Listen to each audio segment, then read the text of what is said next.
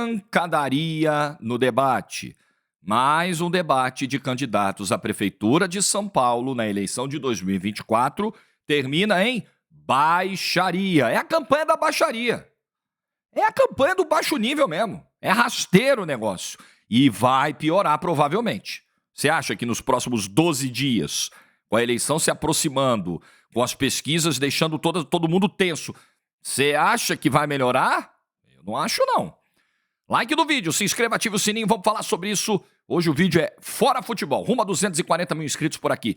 Tem um recado de 20 segundos para você. Hoje tem uma live com a Paola Colaro sobre o marketing digital. É um mercado onde nos últimos 14 meses ela conseguiu resultados incríveis e nós vamos falar sobre isso hoje, tá bom? É uma oportunidade para você aprender algo novo que pode mudar a tua vida. Link na descrição do grupo ou no comentário fixado, mesmo link para um grupo de WhatsApp. Lá dentro a gente recebe todo mundo que quer participar da live, a gente manda o link, o horário da live, o alerta porque vai começar a live. Entra no grupo, o resto é com a gente. Indica para quem tá precisando aí. Isso pode salvar muita gente aí, beleza?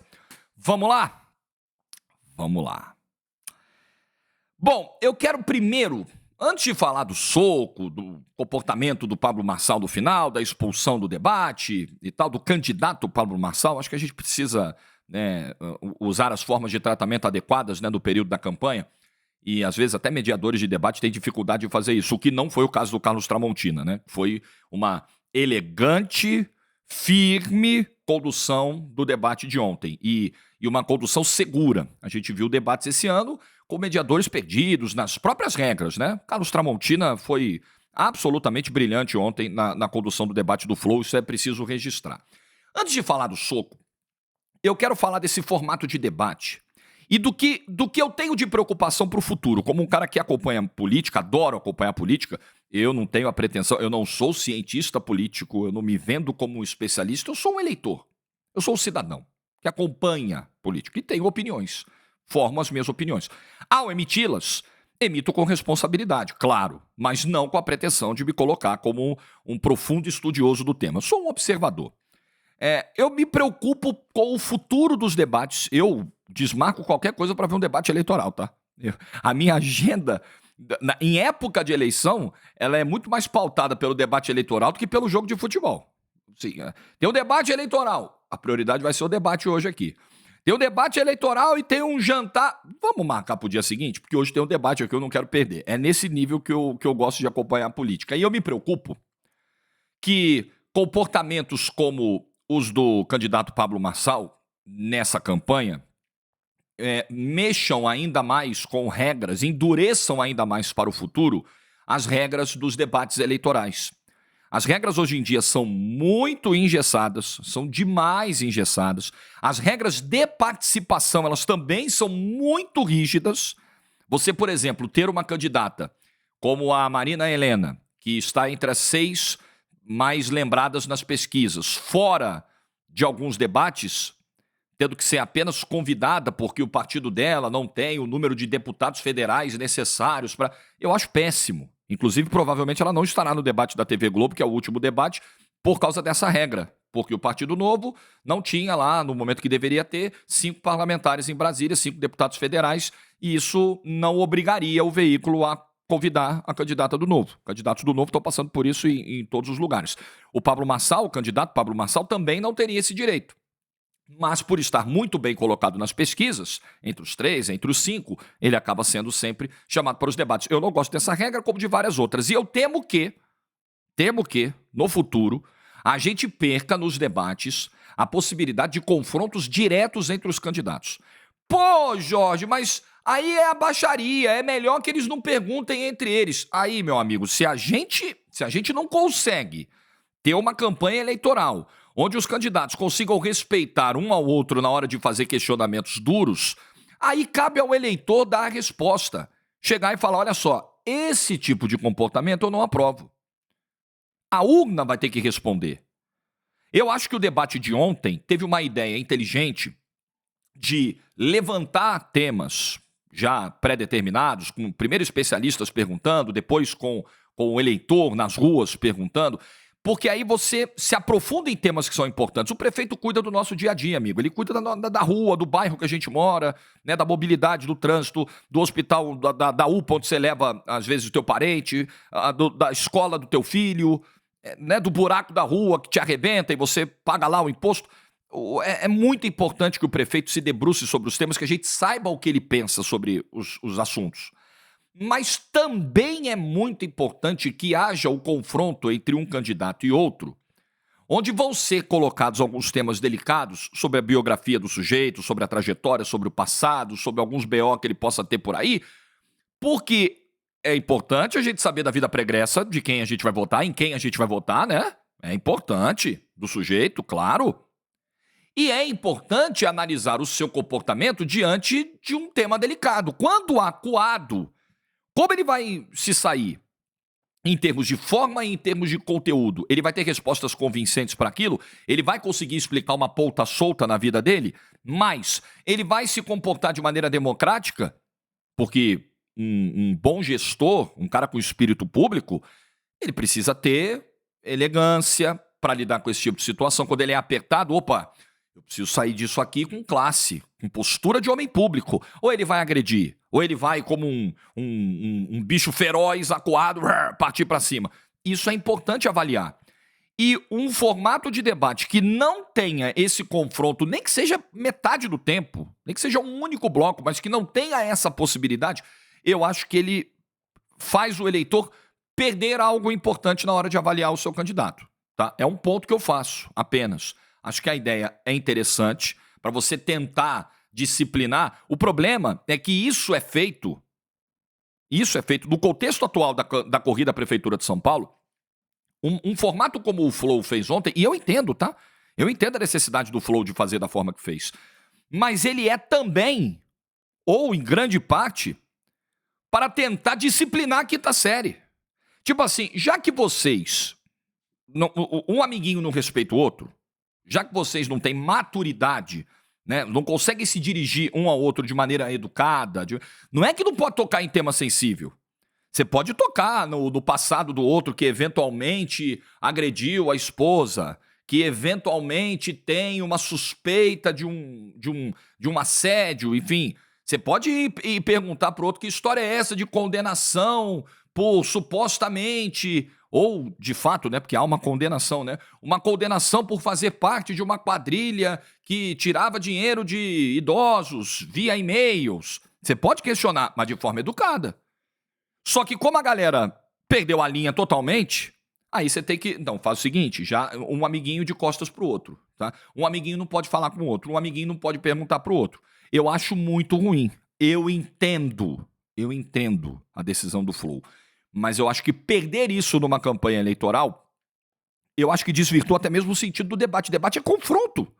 É confronto de ideias, é confronto de pensamentos, é confronto de ponto de vista, é defesa de um ataque feito, ataque político, um ataque, não um ataque fora das quatro linhas, né? Não é isso que eu estou dizendo.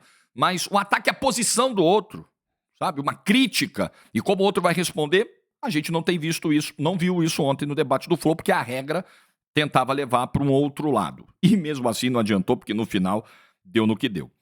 Outro ponto que eu queria fazer, rápido, antes de entrar no soco e na expulsão do candidato Pablo Marçal. Um outro ponto aqui. Esse debate acabou sendo realizado no Clube Sírio, aqui no Planalto Paulista, ali na Avenida Indianópolis. Mas não era o local original, tá? Esse debate seria na Sanfran, na Faculdade do Lago de São Francisco, Faculdade de Direito da USP. E o Flow precisou mudar o local do debate, porque alguns membros do centro acadêmico protestaram contra as presenças dos, aspas, fascistas, candidatos, Pablo Marçal e Ricardo Nunes. Ora, que democrática essa postura, né? Que democrática. Eu acho Ricardo Nunes um prefeito péssimo, aí posso dar minha opinião, para que vocês não entendam como propaganda. Não voto em Ricardo Nunes, não voto em Pablo Marçal, ok? Em nenhum dos dois. Acho um prefeito péssimo, e vive em São Paulo, e posso falar sobre isso. E acho Pablo Marçal um candidato péssimo e despreparado. Agora, que democrático, hein? Um centro acadêmico, futuros advogados, futuros juristas da Faculdade de Direito, que serão formados da Faculdade de Direito da USP, a mais renomada do país. Que postura democrática! Impedir que numa campanha eleitoral 2 candidatos legitimamente registrados, legitimamente concorrendo ao pleito, respeitando todo o processo democrático, nossa, impedir a participação dos 2 num debate, impedir que eles estejam num ambiente de troca de ideias. Ora, quer algo mais democrático do que um debate? Pablo Marçal, Ricardo Nunes, Guilherme Boulos, Tabata Amaral, Marina Helena, candidato de direita, candidato de esquerda, um perguntando para o outro, um expondo as eventuais contradições do outro, os pontos fracos do outro. E os integrantes do centro acadêmico da Sanfran acharam por bem, não, aqui não. Aqui não, porque eles determinam quem é fascista e quem não é. Lamentável, extremamente lamentável. Isso acabou passando batido, mas mostra muito o nível de ideologização que se vê por aí. É uma pena que numa campanha eleitoral um debate tenha que mudar de lugar, porque uma faculdade que deveria ser plural, um ambiente plural, não consegue garantir essa pluralidade. É uma pena, é muito triste. 2 candidatos que eu considero ruins, mas que têm todo o direito, estão concorrendo a uma eleição de modo democrático e têm todo o direito de debater. Vamos ao ponto da expulsão. Eu estou vendo muita gente defender, apoiadores do candidato Pablo Marçal, indo para uma narrativa de, puxa vida, só a fala do candidato Pablo Marçal foi interrompida, somente o candidato Pablo Marçal foi advertido, e o mesmo não foi feito com o candidato da Atena. O candidato da Atena foi advertido ao final de uma fala onde ele se dirige ao candidato Pablo Marçal com termos pejorativos. De fato, no curso da fala de 2 minutos e meio, o candidato da Atena não foi interrompido pelo âncora, pelo apresentador, o Carlos Tramontina. Mas ao final dessa fala, o candidato foi advertido. Então, dizer que não houve advertência ao candidato da Atena não é verdade. Ele foi advertido. O candidato Pablo Marçal foi num tom ainda mais duro que o do candidato da Atena na sua despedida e foi advertido, acabou tendo a fala interrompida, é verdade, mas a advertência ela cumpre esse papel. Segura um pouquinho, para um pouquinho aí, porque você está passando do ponto, tem uma regra que continua a sua fala, seu tempo está preservado, tanto que na última vez faltavam 40 segundos, o Carlos Tramontina até disse, olha, volta o tempo, não vou tirar o tempo, eu parei quando tinham 40 segundos, volta o tempo, seu tempo está preservado. Só estou advertindo ao senhor que o senhor está reiterando em algo que está escrito, está combinado, não pode ser feito, o senhor assinou, todas as candidaturas assinaram, o senhor vai reiterar, o senhor vai querer seguir assim? Se o senhor quiser seguir assim, eu vou ser obrigado a expulsá-lo. Então foram dadas as 3 oportunidades. E o candidato Pablo Marçal insistiu na coisa do bananinha, vai ser preso, desviou merenda, isso, aquilo. E aí ele foi expulso como as regras do debate permitiam. Perceba que o candidato Pablo Marçal, na sua manifestação pós-debate, ele em nenhum momento ele questiona a regra da expulsão. Em nenhum momento ele diz que, olha aí, foi feito algo que não estava pactuado. Não, estava dentro das regras. Era prerrogativa do mediador do debate advertir e expulsar, em último caso. E o candidato Pablo Marçal resolveu, depois de um debate onde não teve tanta oportunidade assim para cortes, para falas de efeito, o debate não havia um confronto direto entre candidatos, ele deixou para o final. Talvez entendendo que aquela postura que ele adotou no debate do SBT na sexta-feira e a postura que ele vinha adotando ao longo do debate de ontem era contraproducente para o que ele tem como ideia de campanha, que é a viralização, que é o corte. Os cortes durante o debate eram postados na rede social dele e não tinham grandes visualizações, e esses aí explodiram, né? Tanto o da expulsão quanto a confusão ali pós-agressão entre marqueteiros. Então, talvez, como estratégia de campanha, Pablo Marçal, como eu disse aqui, o candidato Pablo Marçal, como eu disse aqui no único vídeo que fiz a respeito sobre a campanha até agora, me parece aquele jogador argentino. E ontem, de novo, aquele jogador argentino ou uruguaio que não sabe perder. E ontem me pareceu isso, uma outra faceta desse jogador argentino e uruguaio. Primeiro, o argentino-uruguaio que provoca até você dar uma porrada nele, você vai pra rua e ele continua no jogo, que foi a história da cadeirada, né? Ele só não continuou no jogo porque não quis, porque ele quis ir ao hospital, enfim, vamos refazer, né? Não se sentia em condições de continuar depois da agressão que sofreu. E de fato ele teve uma fratura num dedo, ele teve um problema na costela. Aconteceu. Talvez o episódio tenha sido superdimensionado, mas aconteceu. Mas ele provocou, e o adversário foi expulso. E o brasileiro caiu na pilha e foi expulso. Ontem foi uma outra faceta desse jogador argentino-uruguaio catimbeiro. Foi o argentino-uruguaio que, percebendo que o jogo não estava favorável para ele, melou tudo no final. Arrumou uma treta no final que acabou resultando em pancadaria, né? Quantas vezes a gente fala, o argentino não sabe perder, o Uruguai não sabe perder. Isso é do futebol, tá? Tô falando do povo uruguai nem do povo argentino, que são incríveis. Tô falando do futebol. Às vezes o sangue sobe, os caras são catimbeiro mesmo e dão aquela, desculpa o termo, aquela esmerdalhada do final, porque já tô de cabeça quente porque estão perdendo. Me parece. O candidato Pablo Marçal, talvez entendendo que as coisas não estavam no ritmo que ele gostaria, ele não teve a monopolização da atenção do debate, o controle da atenção, e aí vamos gerar o caos aqui, porque ele trabalha muito na lógica do caos, da comunicação do caos. E aí, depois disso, enquanto ele está sendo expulso, tem uma treta dos marqueteiros, do seu Nahuel, que é o cinegrafista da campanha do Pablo Marçal, e do seu Duda, que é marqueteiro da campanha do seu Ricardo Nunes.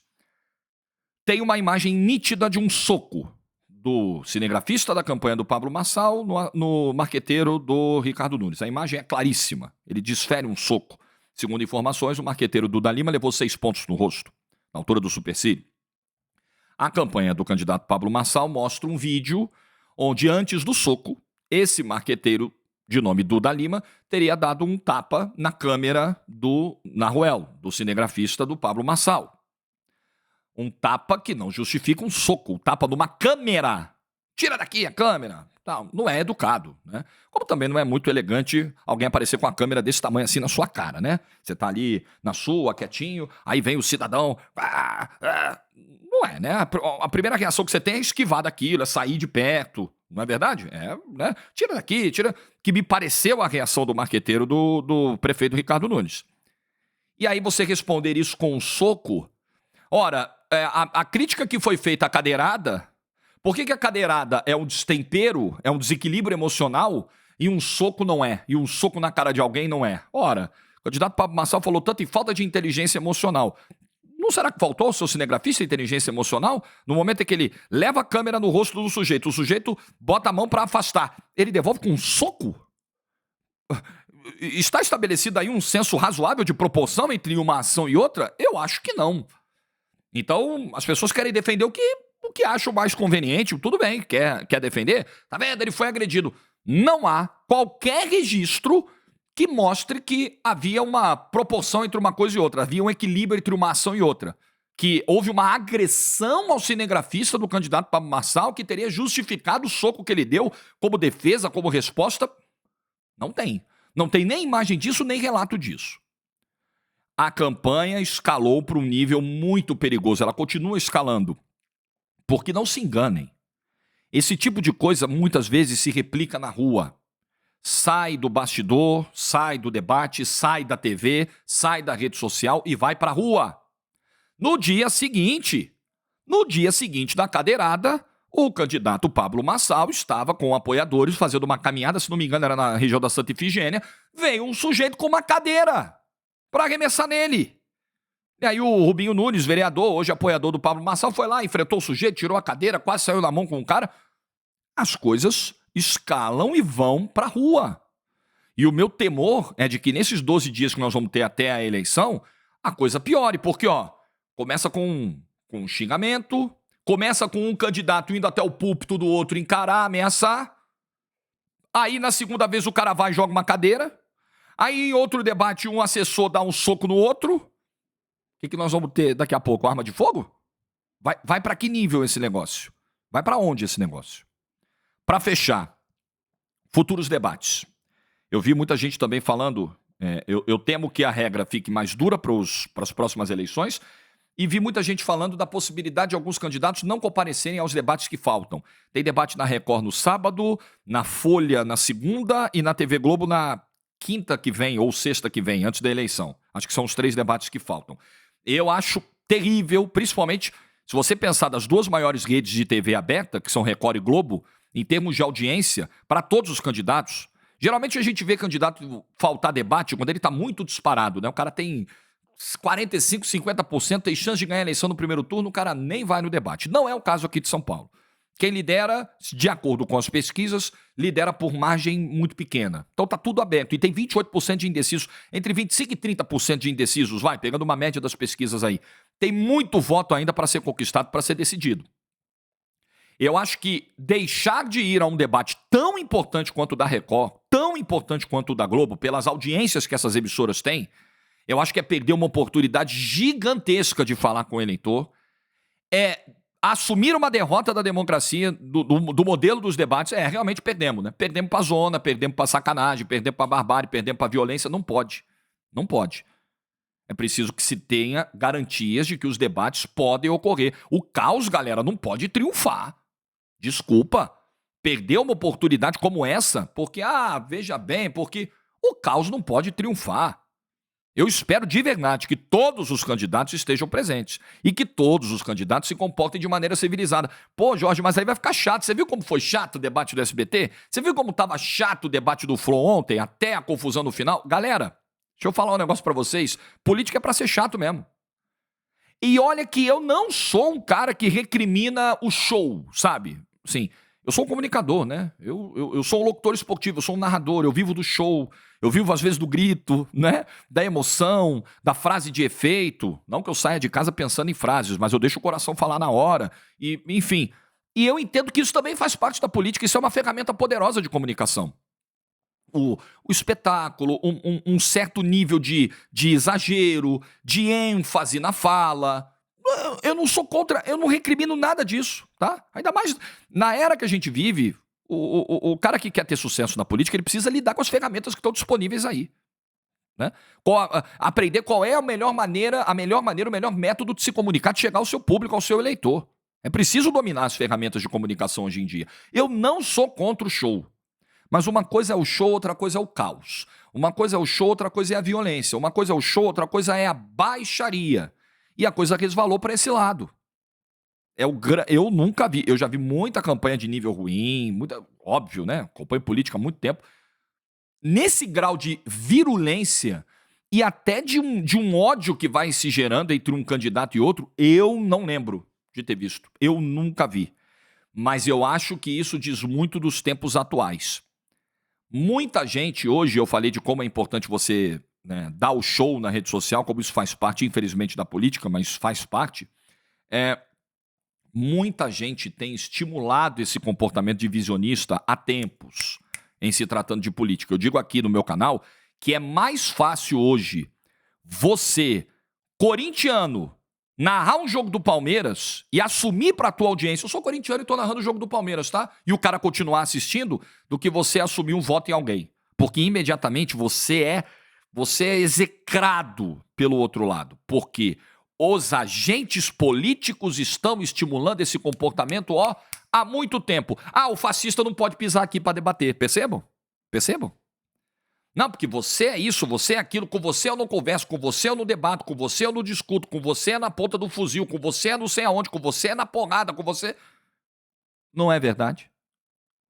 Então, as pessoas agora falam, nossa, né, que coisa, olha onde chegou o nível da política. Vários agentes que estimularam esse comportamento agora chocados. Nossa, como pode, né, surgir um candidato assim? Ué, ora, amigão...